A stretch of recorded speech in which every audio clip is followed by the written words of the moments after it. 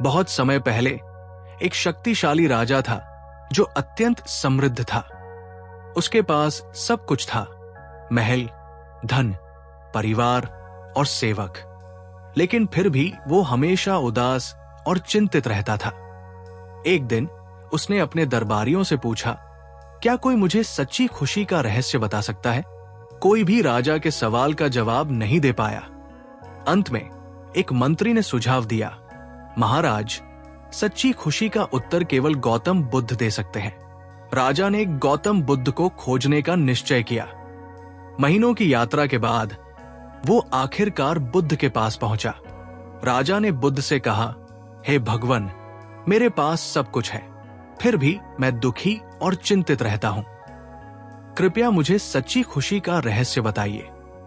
बुद्ध ने राजा को ध्यान से देखा और कहा, राजन, सच्ची खुशी प्राप्त करने के लिए सबसे पहले अपनी इच्छाओं को समझो।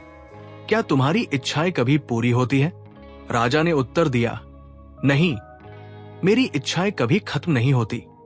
एक इच्छा पूरी होती है तो दूसरी जन्म ले लेती है। बुद्ध मुस्कुराए और बोले, यही दुख का कारण है। जब तक तुम अपनी इच्छाओं के पीछे भागते रहोगे, तुम्हें शांति नहीं मिलेगी। सच्ची खुशी त्याग में है, न कि संग्रह में। बुद्ध ने राजा को एक और प्रश्न पूछा, तुम्हारा मन कहाँ रहता है? भूतकाल में, भविष्य में या वर्तमान में? राजा ने उत्तर दिया, मैं अक्सर अतीत की गलतियों और भविष्य की चिंताओं में डूबा रहता हूं। बुद्ध ने कहा, यही तुम्हारी चिंता का कारण है।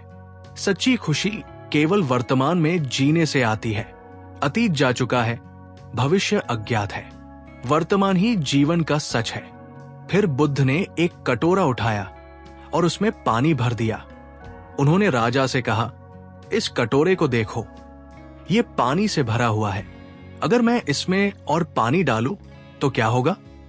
राजा ने कहा, पानी बच जाएगा। बुद्ध बोले, तुम्हारा मन भी ऐसा ही है। जब तुम्हारा अहंकार और महत्वाकांक्षाएं अधिक हो जाती है तो मन की शांति बचाती है। अहंकार को खाली करो, तभी सच्ची खुशी आएगी।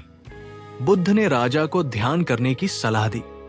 उन्होंने कहा, ध्यान के माध्यम से तुम अपने भीतर की यात्रा कर सकते हो। बाहरी सुख अस्थायी है, लेकिन आंतरिक शांति और खुशी स्थायी है। राजा ने ध्यान करना शुरू किया और धीरे धीरे उसने महसूस किया कि उसकी चिंताएं कम होने लगी। कई महीनों बाद राजा फिर से बुद्ध के पास गया। इस बार वो शांत और प्रसन्न दिख रहा था। उसने कहा, हे भगवान, अब मैं समझ गया हूं कि सच्ची खुशी मेरे भीतर ही थी। मैं बाहरी चीजों में इसे खोज रहा था।